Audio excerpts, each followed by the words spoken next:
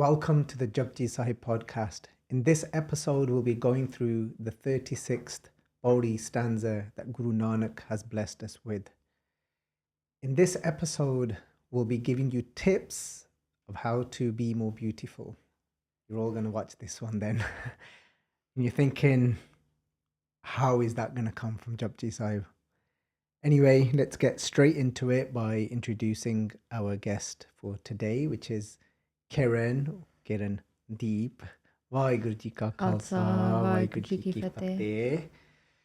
So we're going to start straight away and get into the body itself. Giaan, Khand Meh Giaan, Parchand. What Guru Nanak's doing here is just referring back to the previous body and telling us the nature of that body. So it's saying in that place, in Khand, in that realm, so that in a state of Giaan, and the way we've translated Giaan is this divine knowing. Giaan Khand Meh, Meh is within. Giaan Parchand. And what Parchand means can be translated to radiance. And Giaan is here in the second Giaan is when you have more clarity about life, when you can see things for what they are, and that brings this radiance. So it provides you with this shine, where a lot of people in life, they struggle to gain this, to have this knowing, because so many of us have set beliefs, and those set beliefs, we don't always challenge them to see if they're true or not, and they then cloud our clarity on life. So they don't allow us to see things for what they are. But just from knowing you, I think I've definitely seen that ability within you to see things for what they are. And would you agree with that? Or I think sometimes, I think it's not always straightforward. It's not an easy state to be in. But from my personal experience, I do think when you're able to see the situation for what it is, then it's easy not to get caught up in it. And in that, I guess there's that kind of, that stability. I guess I could see why that would lead to like a radiance, in the sense that, because then you're not being weighed down by those expectations or that perspective. You've separated it from yourself. So I think, yeah. And that's why I always worry about speaking to you, because you can always see through people. Can't really blag you. You have to be very careful with your words, because you'll always pull us up. Like, yeah, but really? So there's plenty of Giaan Parchand there. And I suppose that this Giaan Parchand, it takes a lot of strength as well. And now I always think about the names of the Panch Pyare, of how they can relate to our lives. So by Himmat Singh, the third Panch Pyara, I always think about Himmat a lot, because Himmat means to have this strength about you. And it's not always easy to have that strength. There's one thing being able to see things for what they are with more clarity, but then it's having the strength to embrace that and even voice that at times, because these are the people it's very difficult to pull the wool over their eyes. And I'm talking about even in religious spaces. So in a lot of religious spaces where there's people claiming to be spiritual, but they may not be, and you can clearly see that things are not adding up.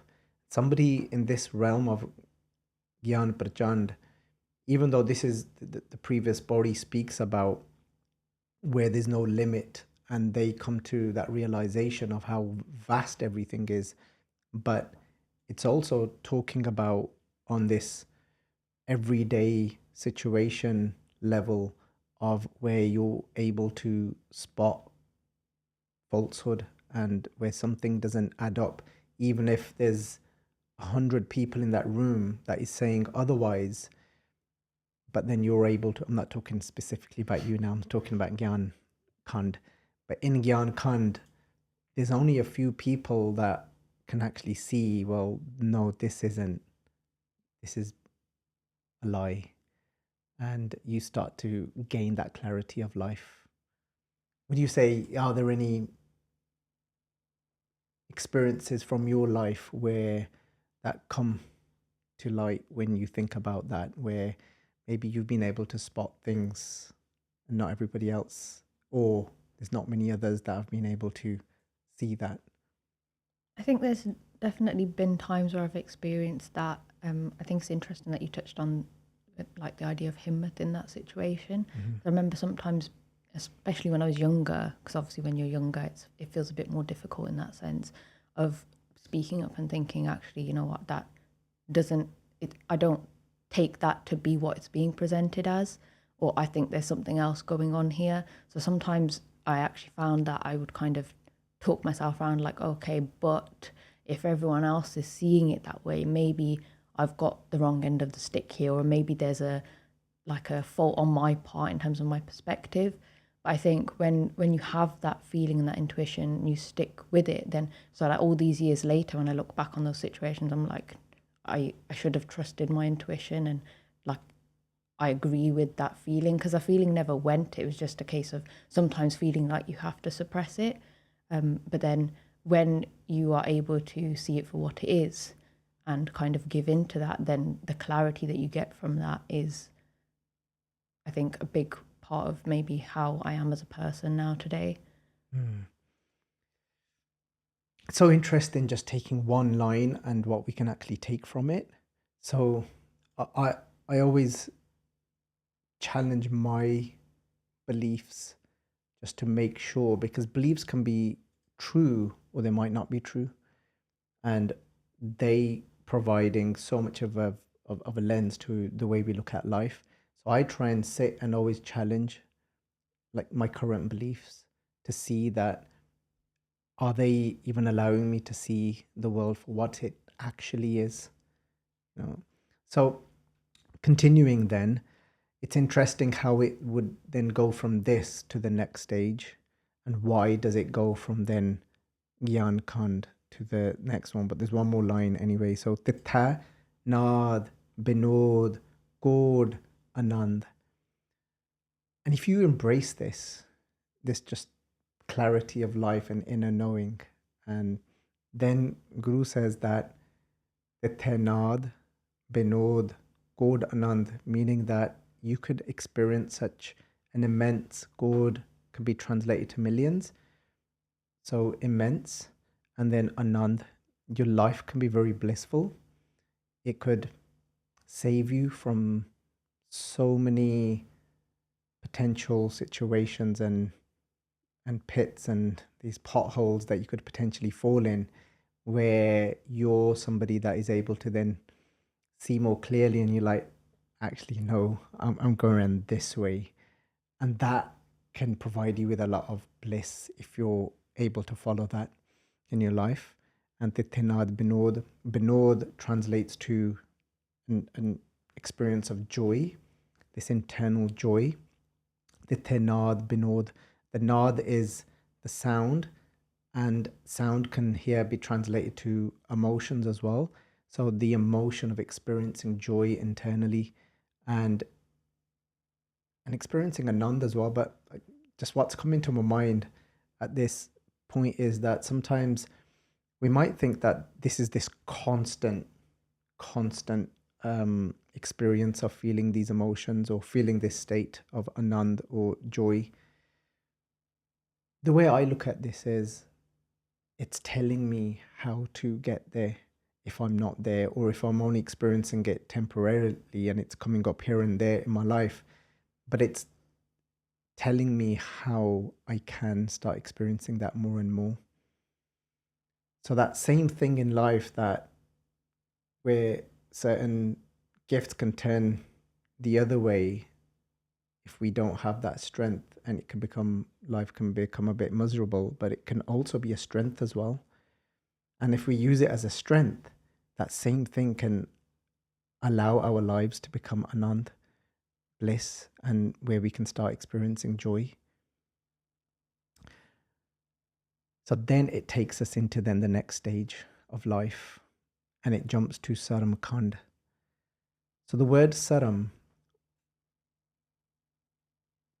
coming from, we're translating it from the word sharam, and sharam meaning when you feel this sense of shame. But the thing is, I've got to be careful when I use that word, because most people will see or hear the word shame in a negative connotation, and that's probably because of like within the use of that word within the English dictionary, I'm assuming it's probably only used in a negative way, or no? As far as I'm aware, yeah, it's Okay. it comes across quite a negative emotion. Shame does. Like I'd just put it on the same level as like maybe embarrassment or guilt, but I think that's not what's being said here, obviously. So in Gurbani, sharam is used in quite a positive way. So sharam is often coupled with the word taram. So they say that, for example, sharam taram doy chap khloe, kood fire pardhan ve lalo. So these two words come together.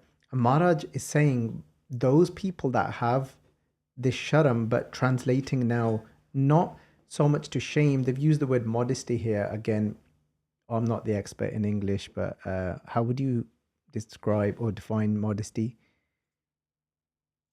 I think for me, I'd probably think of it as like the absence of like boastfulness or like being a step back from ego, which I think is probably a closer translation to sharam in that sense. So in this context, sharam's also used in the sense of, some people are very careless and they live their life thinking, I don't care, who cares? And then, but this is talking about sharam in that positive way to say, you know what? God's watching me. And so many people, these little things can do so much for us, can't they? You've probably heard people say, God's watching, I don't know if it's in that tone. Have you ever heard it in that tone? Sometimes. That Probably sounded like from you. little kids. But so many, and that's literally what Maharaj is saying here, sharam in that way, that when people lose that thought, that is the consciousness that we cannot escape, we're about to do something in life, and then it's literally that thing. We should start doing that, when we're chilling. And then somebody says something silly, it's normally me.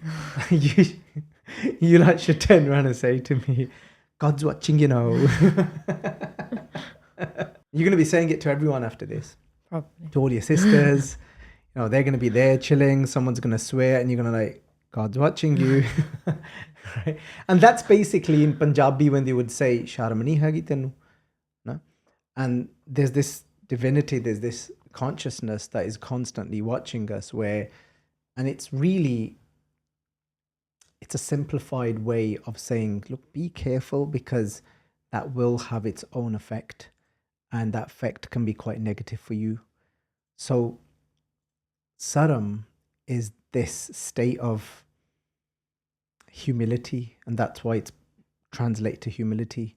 So if you think about your body language, when you go into that state of, when you now are the opposite of careless, when you start to be more conscious of your actions and you're thinking about how wow Waheguru is, and that gives you that ability to be able to have clarity in life and have Giaan, Khand, Mahgyan, Parchand, where you've got this radiance from this having, just being able to see life for what it is now, but you're in awe of it. And you're in awe of just life for being what it is, for a leaf being a leaf. You're not trying to figure out why it's green. You're just like, wow, it's green. And you're just, wow. And that's also Giaan, Parchand, where you're not trying to figure it out why. You're just in awe of it, of life. That's the other side of Giaan Khand. I know we brought a very practical side of it. There's one thing, there's a very fine line that you're that person that starts to have more clarity in life. It can also go the other way. We start becoming arrogant. and you hear some people in Punjabi will say, "Oh, menu pata hai, ah, menu pata sara kuch pata menu." You heard those people. So basically, just let's translate that. You want to translate that? Oh, it's like, I know everything. Yeah, but you got to say it in that tone. I know. Yeah, there you go. See, she's got it in her. She's got it in her. So it can very much go that way when you're that person where you're seeing that little bit more than the others that are missing something. You start to see deeper layers of life. I think that in this context, the idea of knowing is probably something worth touching on, because there's knowing something intellectually, which is where a lot of that, what you're saying of like, "Mainu pata hai, I know. That usually a lot of the time comes from this intellectual perspective of like knowing something in your head or understanding a concept. But truly knowing is obviously different to that, off the back of an experience. When you know something in that way, then your perception will change on that basis. So I think if it's a knowing through experience, then it's more likely to be from that place of humility. But when it's knowing intellectually, I think that's where the arrogance can sometimes come in, because it's sort of like utoto rather than being a deep state of knowing, which I think is more so what's being discussed here. You nailed it. But don't let it get to your head. Because that came from a deeper knowing. Anyway, let's now bring an example. There's this deeper knowing that comes to us at times, and it, like you said, it's not learnt knowledge from a book that you've read, something that you've necessarily learnt from school. This could be all your experiences over time of life, and you go into this moment of intuition where you access that beyond your conscious thinking, and it just comes to you. But that's based on all your life experiences. But there's deeper layers of it, which the world of science today yet haven't been able to explain. But I've even heard, some of the greatest neuroscientists of today, they are still questioning everything they've learned to some extent, because there are certain things they have experienced themselves but yet can't be explained from that world of neuroscience. And I'll give you an example of what I'm talking about here. So for example, that it's this subtle knowing that, for example, something happened, I think yesterday or maybe a couple of days ago. There was somebody that I hadn't, never mind contacted, but I hadn't even thought about them for probably 2 to 3 months.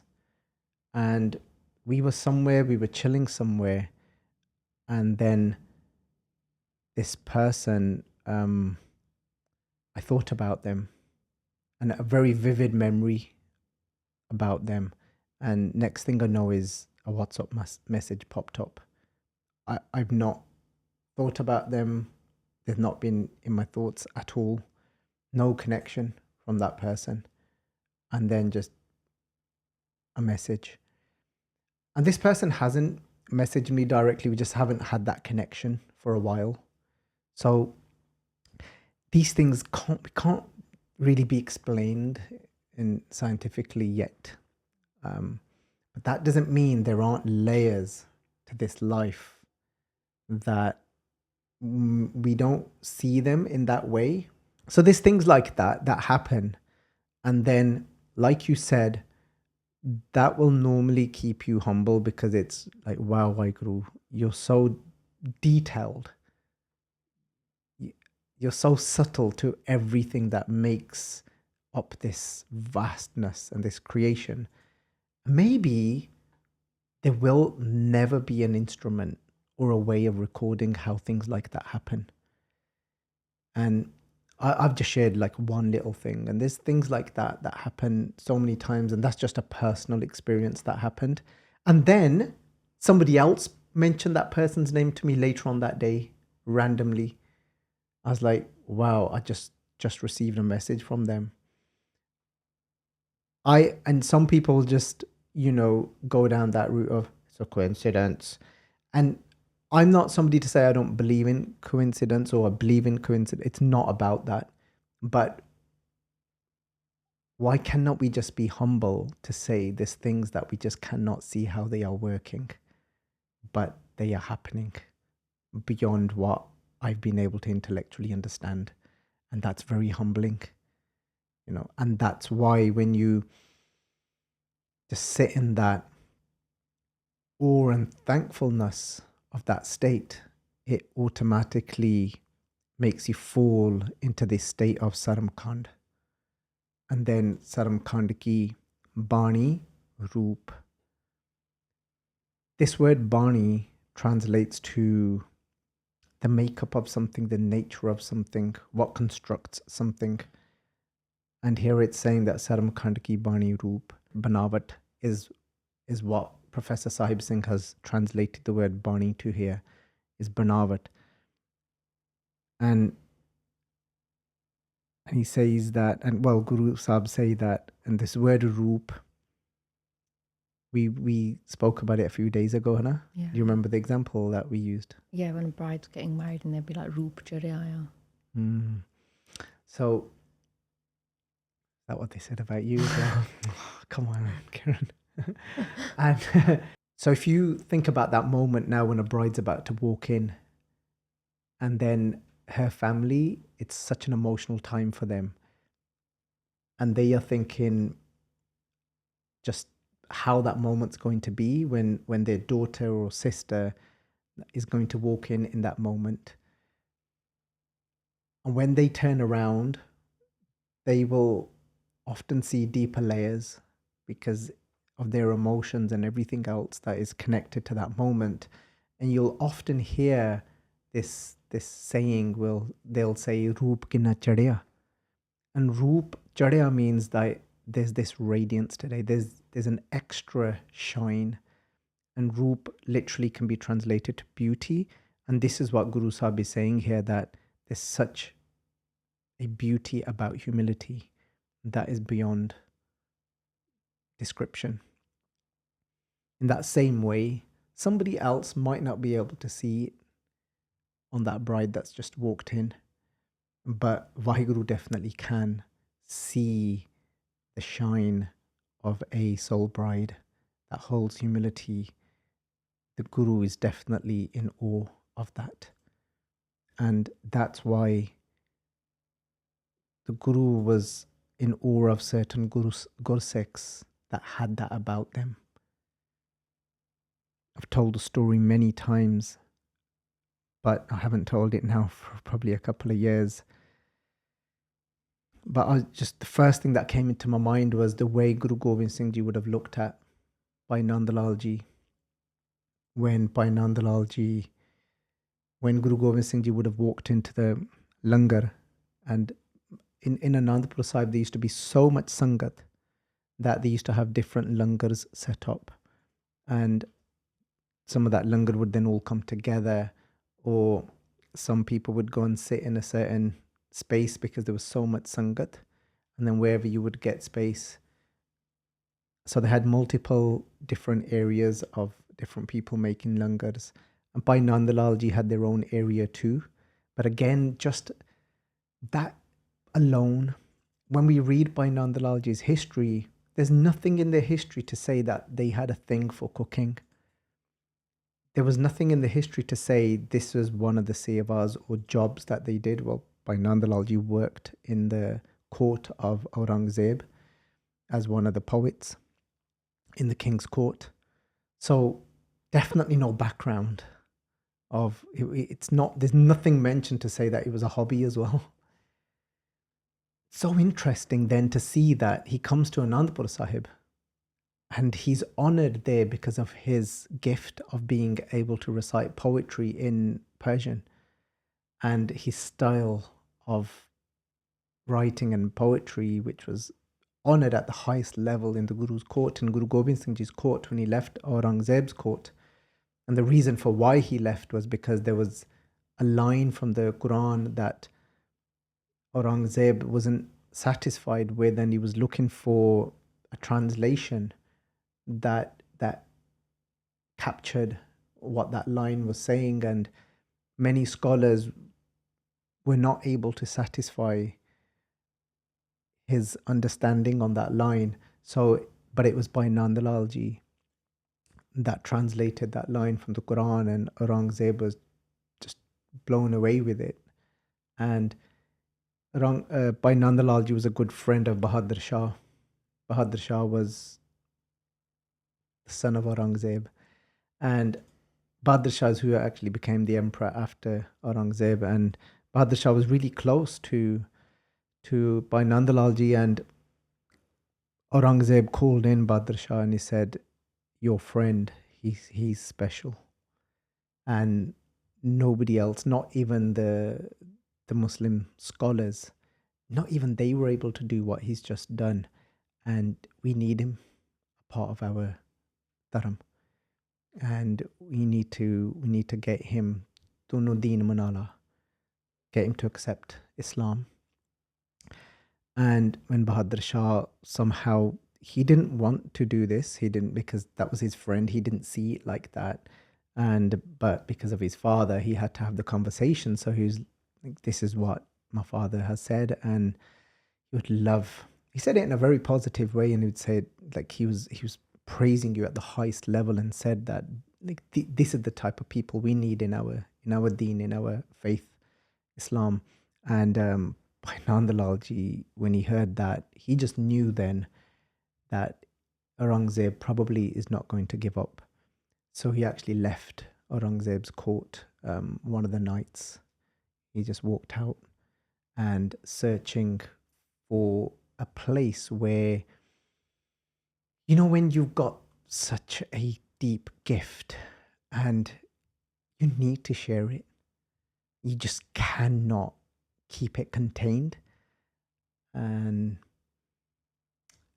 this is, you think of like a glass that starts to overflow with something, like it can't be contained. So he's going crazy, and he's thinking, where do I go now? Like, I want people to hear this, what is coming from inside. And then somebody told him about Guru Gobind Singh Ji's court, and they told him about Paonta Sahib. Paonta Sahib was where Guru Gobind Singh Ji had set up so many different things they had set up in Paonta Sahib. One of them were the star tying, and then obviously they had a court of poets, and Bhai Nand Lal Ji then ended up there. Somebody with that level of mastery, and then Bhai Nand Lal Ji's set up a langar, because there's certain actions that allow us to have Saram Khand. Even though his main gift was the poetry, but then sometimes to balance that energy and to bring in a certain quality within us. And that's why sometimes it's like somebody might say, when you put your hands together, do it from a place of devotion and do it from a place of love. But say if you're lacking that devotion and love, sometimes you have to do it the other way around. So you have to put your hands together first and you don't feel it, but then it's so that the act can evoke the devotion inside of you. So people sometimes ask, and they'll say to me, "But I don't feel it." And these are people that are teaching even Gurbani to others, and they'll say, "But I just don't feel that compassion when certain people talk about certain things." And look, there's no perfect answer what we can do in those moments. Of course, the Guru will say, listen to the stories of the Bhagats and the greatest of devotees. Another very simple act we can bring into our life is, that's why the Guru says that Kar sadhu anjali pun vadda hai. They'll say, Kinna vadda punya hai. Like, it's a great act to do, which is just putting your hands together. And sometimes if we just sit and practicing putting our hands together with full concentration, that could spark something inside of us. So it could work the other way around. So in that same way, however it happened, Guru Gobind Singh Ji has asked then at some point somewhere Bhai Nand Lal Ji to set up a langar as well. And because there are certain things that will help us to carve us in a different way from inside.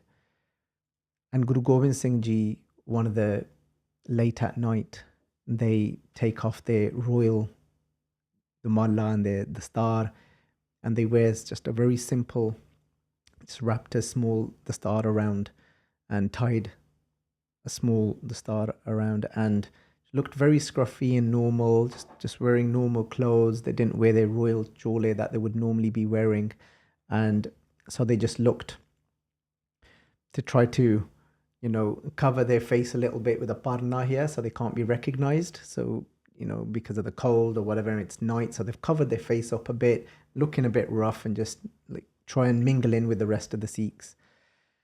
And they've gone around to all the langars one by one saying, you know, langar shakna si, bhukh lagi hai, and I've not eaten really all day, langar shakna si. And everyone that they were going to just looked and said, now's not the time, you know, with langars in the day, we haven't got anything left over, and we can't cook now at this time. We start cooking at this time, but do make sure you come back.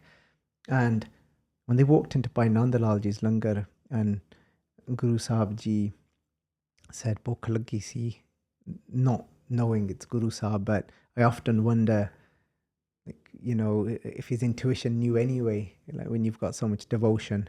And Bhai Nand Lal Ji, obviously his thoughts were that there isn't any langar, but he said to Guru Sahib, to him, this Gursikh, hanji, koi nahi, appa leaune a, and hega a. Never said that we haven't got any. He said, yeah, of course, we'll get it. And there wasn't anything made, but to him, that wasn't even an option. And he went and he made something. Took him about 20 minutes to put something together, and he brought it out, and he said, "Sama bahut lag gaya, like bakhsh dena, it's taken so long, and just forgive me." And he's put the langar out, and Maharaj has eaten it. And then the next day, Guru Sahib Ji then sets up a stage, and they said, we're going to honor all the langars that have been set up in Anandpur Sahib. And they said, ਜਿਹਨਾਂ ਨੇ ਵੀ ਲੰਗਰ ਲਾਇਆ ਹੋਇਆ ਆ, ਤੁਸੀਂ ਇੱਥੇ line ਲਾ ਦਿਓ. And then you can one by one come up to the stage and receive your hajuriya and receive your honor. And everybody rushes and like, this is our moment. We've got a langar. We're going to get honored by Guru Sahib. And they all line up. And Bhai Nand Lal Ji's just barely made it to that line, thinking like, this isn't why I'm doing the langar. And he's just there at the back somewhere, with his head down, and this is a poet at the highest caliber you can imagine. And Guru Gobind Singh Ji said that kende nahi langar in naya ne thodu laya aya. And Guru Sahib says, this many people haven't put a langar on. And they were like, nahi, no, there you go, we've got that 10, we often make this, we're all set up. You know, and Guru Sahib says, ਇੱਥੇ ਅਨੰਦਪੁਰ ਦੇ ਵਿੱਚ ਤਾਂ ਇੱਕੋ ਹੀ ਲੰਗਰ ਹੈ ਲੱਗਾ.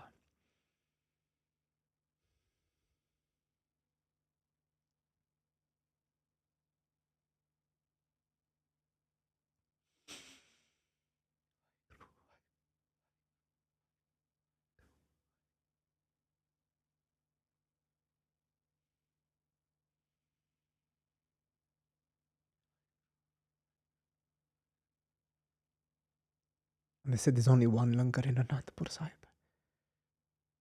And they, this is Nand Lal Ji. And they called up Bhai Nand Lal Ji. And they gave him that robe of honor, and they embraced him. And Bhai Nand Lal Ji had that radiance of Saram Khand ki Baani Roop. Beautiful. That radiance. I often think that, you know, like the world might not be able to see, but the Guru can see true beauty. And now Vaheguru recognizes true beauty. Ya Nanak Suhagan, ka kya chehn hai, andar sach, mukh ujjala, khasme mahe samai. And that's a Suhagnan, that's a true bride. And we were talking about that bride walking in, and the family that have got that emotional attachment to that bride and know they will see and they'll say, "Aj sadi behen da dekho roop chadya. Look at our sister today, and dekho sadi tii da aj roop chadya." And the Guru can see their Sikh that have really got that inside of them, and they will say, "Dekho, like kidda roop chadya pya Bhai Nand Lal Ji da, like Saram Khand ki Baani roop." And that's what this is. And you've got all of that. He had such a deep insight to life, and you can see that from his writings. And I don't know if you've read much of his work, but I was just thinking in my mind, I wonder like how Guru Sahib would have looked at his face, like this, like, yeah, he's got it. And he had the Giaan as well, to know not to say no in that moment to the langar. I've seen Gursikhs like that today as well. Somebody's walked in, it's tired, like, the Gursikh's tired, and then it's late, and like, "Oh, have you eaten?" "You haven't, have you?" And they're like, "It's all right, don't worry, sort it, just sit down."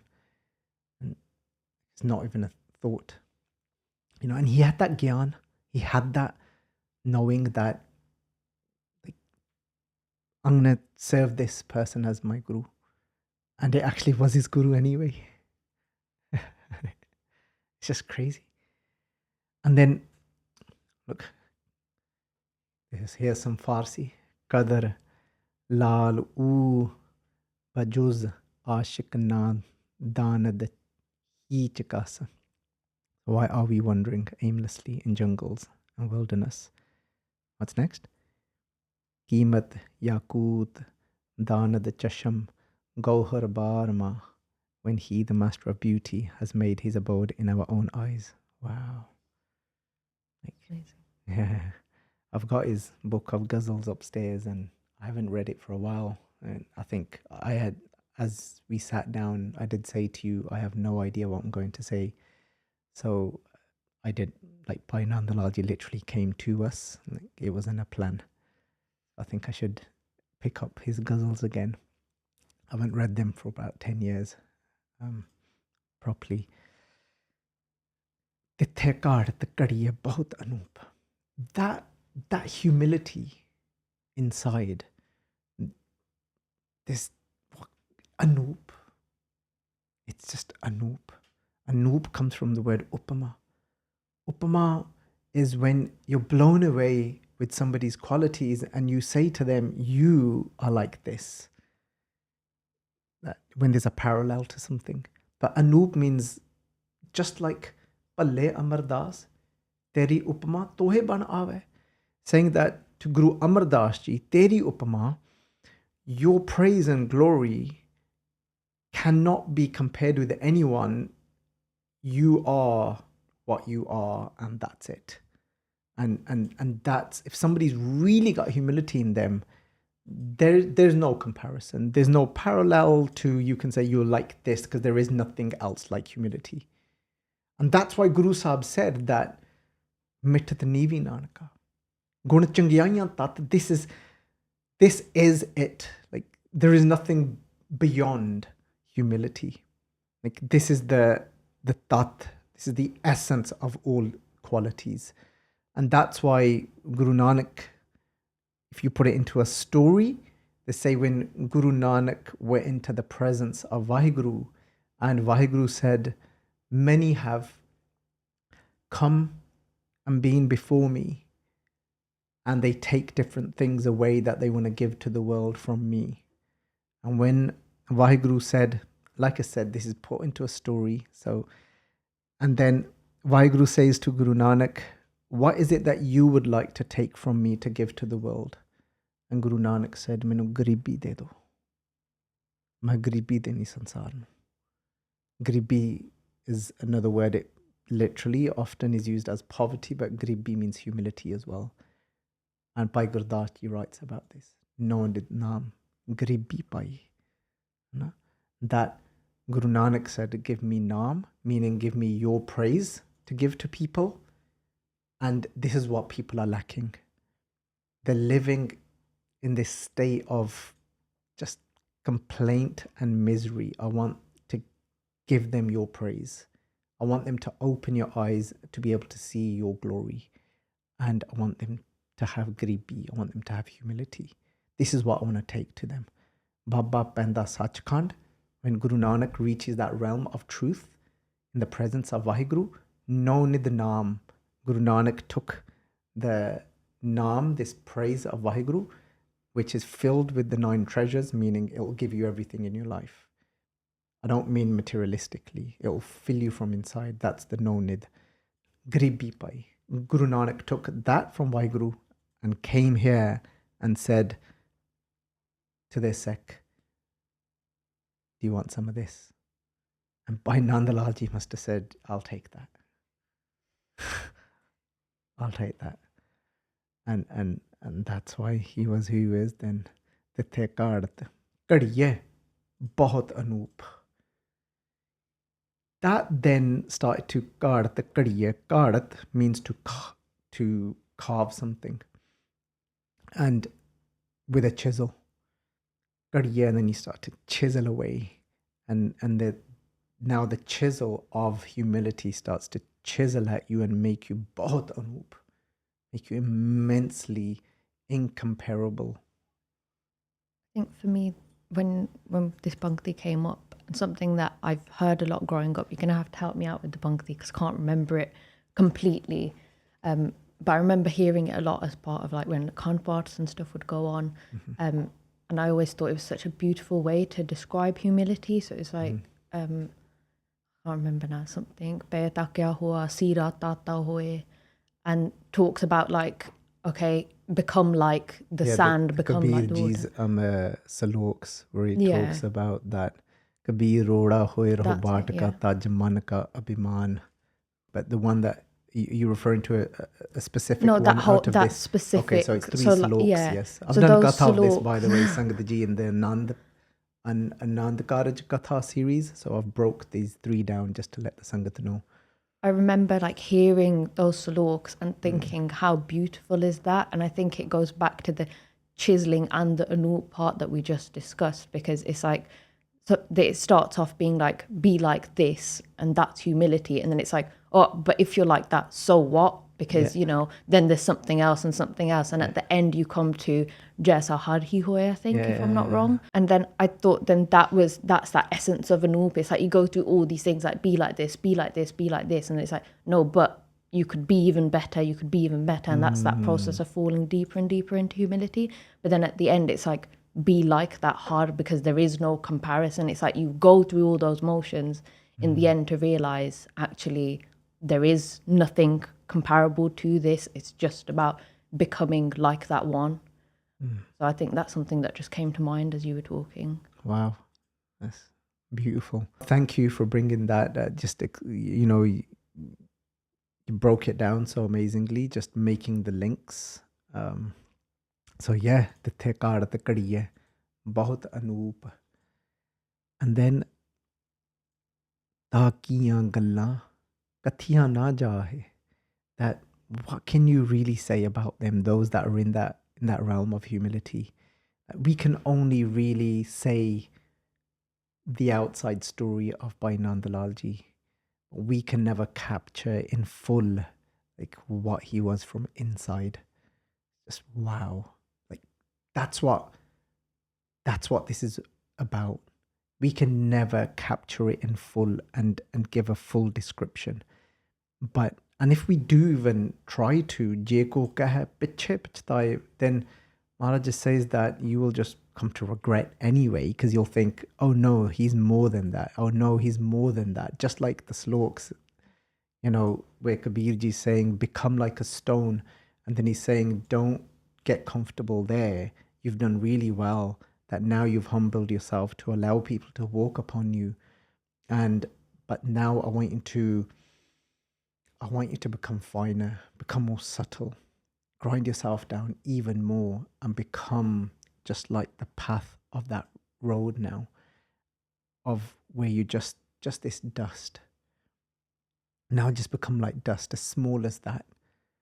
So, but at the end, there isn't going to be a perfect example left. And then it says, keep going, become like water, where you can adapt to so many different situations. And then in the end, Jaisa Hari Hi Hoy, because we will come to an end. All we can then in the end say about Bhai Nand Lal Ji is just, wow. He's, wow. You know, and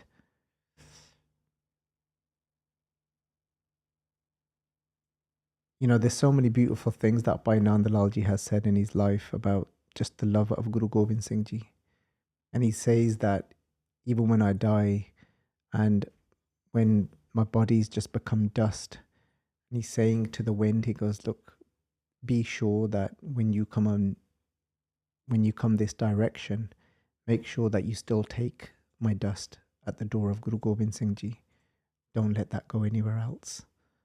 No, and that's his writings. No. So Tithai kadiye surt mat man buddh. With this a line like this, we can become very technical about it, and we can really go into what is sarta, what is mata, what is man, what is buddha. We can be very technical about the nature of each one of these things. I personally think Maharaj hasn't used all of these different parts of our mind in that way.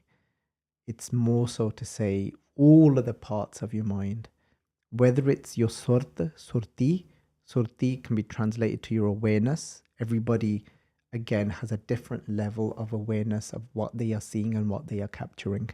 So, as an example, right now in your mind, what comes and what do you capture within your awareness that Vaheguru has given you as a gift?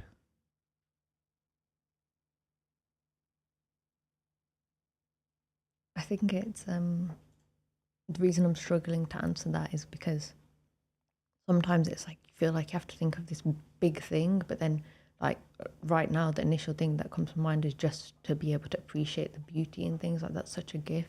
I'm not there all the time, but when it happens, it really is like, wow, you know, that's amazing. So can you see how the Tekriya Surt, how humility can make our surti, our awareness, our intuitive awareness so beautiful that we start to capture more of Vaheguru's glory. And there's so many things, so many little fine things. Like for example, right now, our life can be so much more fulfilling, and just the word I'm trying to find is, you know, when you feel just that this state of just blossom. And if we just learnt to do this more, if we just learnt to bring these things into our awareness, like I don't want to take it ever for granted that just even in that moment when we were speaking about Bhai Nand Lal Ji, being touched by it, and that's a gift. I'm so thankful for that, because I could be emotionless. I've gone through moments of my life where I've lost the ability and lost touch of my emotions, and just to sit here and bring into my awareness and say, wow, thank you for allowing that moment of connection and that feeling towards Bhai Nand Lal Ji. And that's what humility can allow us to do, to make our awareness more beautiful for what it's capturing. And that's how it becomes so beautiful, when our inside becomes thankful. The tekariya sorte, matte. And our general understanding of life becomes so much more beautiful from a place of humility. when we look at somebody that has, instead of just looking at somebody for this one moment of action and looking at them and understanding them from a deeper layer of how the story of life played out for them, humility makes our understanding of life more beautiful. Because when I look at life like that, I'm automatically going to be more compassionate. Because then you are, who is the living proof of that? Nanak Neech, Keh Vichar. And Nanak Neech, Nanak is so humble. That's what Neech means here. Somebody that's so humble. Keh Vichar. I'm just saying, I'm bringing this understanding about the different types of people in this world. So even our understanding towards others becomes so beautiful when we have humility carving it. Instead of just saying, oh, you're such an idiot in the way you're speaking. But it's like, okay, you're an idiot, but I get it. Just that part after, Mat, I remember, like, anything that comes to your mind, just throw it in, by the way. Yeah, I talk, so it's my thing. So you've got to just jump in. Man. A man here referring more to the way, like, our thoughts and the way we think. And humility makes it beautiful. Even then, what others can't hear, but just what's going on in your own head, the way you generally think, will be so beautiful. And then we wouldn't even mind if somebody could hear it. Because if your general thinking is coming from humility, it'll be some good stuff. Yeah. Like, what will it be? What kind of thoughts would be going on if somebody sat before you, even if they might be entangled in some sort of negative actions, and they're speaking to you and telling you that what you're thinking inside will be, wow, look how much they're suffering. Look what they must be missing, feeling unfulfilled, to go out and carry those acts in their life. Because your thoughts are now even from humility. Buddha, your intellect, meaning the place where you make decisions from in life, the choices you make when you conclude something. When you conclude about something in your life, when it comes from humility, it'll be so beautiful. Tithai Ghaarat, Sura, Siddha Ki Suddh. I always read out at least one of the translations we've done directly, just to allow Sangat to hear the work that's gone into the translations and how they could be quite different to the existing. So the chisel of humility makes deities and those with spiritual powers wise. If anybody, when somebody turns around and says that, when you see somebody to have certain ways in their life and you say, "Ita devtaya," you have some of those people in life, and I'm sure when you first was getting to know your husband, you thought like that about him.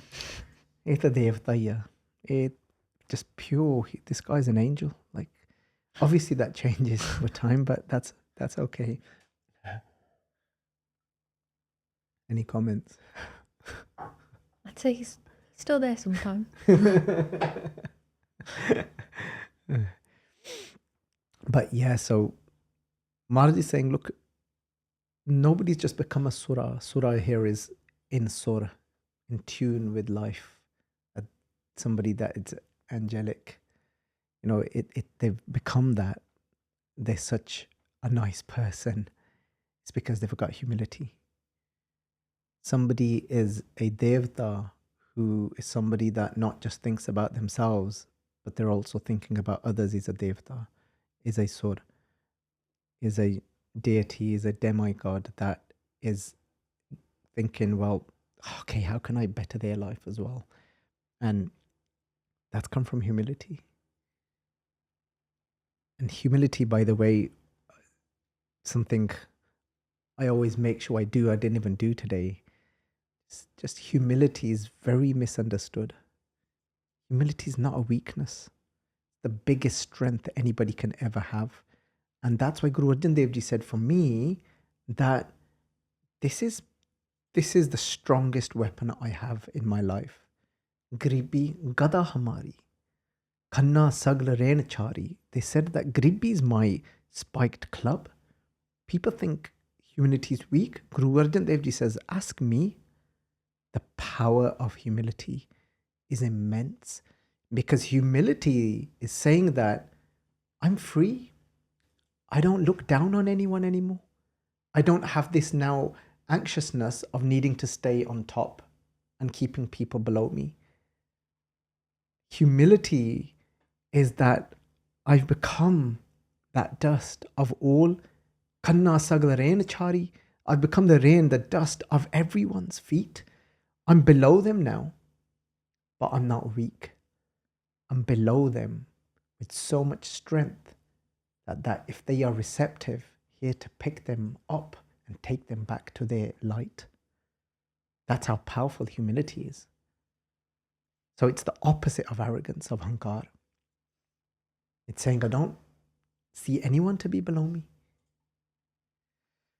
I think the way we've been speaking about humility as well, like that chisel of humility, is something that's really stuck with me, because I think sometimes when we talk about these qualities, people almost kind of think, right, so I'm gonna meditate in the morning, and then it's just gonna come into me, like it's just gonna flow into me. But I think talking about it as that chisel of humility, it really embodies that idea of it's a work in progress. You make that choice, like chisel, like if you think of like a piece of wood being carved and chiseled, it's not a smooth process. The end product is smooth, and that's where you get to in the end, but actually there's a lot of resistance there's a lot of hard work, a lot of effort that goes into it. And then if you think about that chisel of humility against ego, for example, it's literally chipping away at it. And I think that sometimes that it can feel scary, it can feel uncomfortable to go against your ego in that sense sometimes. But I mean, I'm sure that people will be able to relate to the fact that if you think of moments where you gave into that humility, or you chose humility over giving into your ego, that feeling that you get, that kind of inner experience of humility, even if it's just for that moment, is so beautiful. And like for me, I know whenever that happens, I kind of think, oh, I should do that more. That does not to say that I do it automatically or do it often even, but it's just that kind of perspective of humility. Like it's not easy, it's not just something that you have or don't have, it's not something that just comes to you. It's a process. If we're striving to become or embody something, we have to put the effort in and make that choice. I need to hear that more in my life, what you've just said, because especially somebody in my position that is often the lead that is speaking. And there are times when you have to put your ego aside and not put yourself forward and out there and always claiming credit for everything. And that often for me then is like that described allowing that chisel to really hit me and allow myself to be uncomfortable, just taking a breath and saying, just seriously, let it go. Don't try and claim that. And you described it perfectly, that it can be uncomfortable where you are letting the ego fade away and not needing to claim that. मैं kita मैं oh, especially like I said in a leading role, many projects, it can be difficult. And I definitely need to get hit with that chisel, humility, and allow myself to be uncomfortable and just shut it. Thank you for that insight, for wording it in that way. And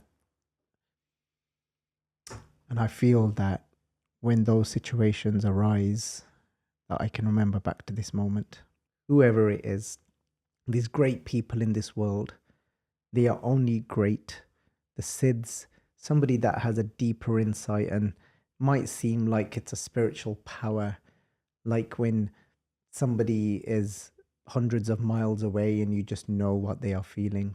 You might have these slightly extra little, call them, they're not powers. I don't really think they're powers. They're just abilities that you tap into. Some people do it consciously, unconsciously, but it's humility that really gets you there, that have made those people that. And Sud as well. So, sorry, Sura, Siddhaki, Sud isn't a person.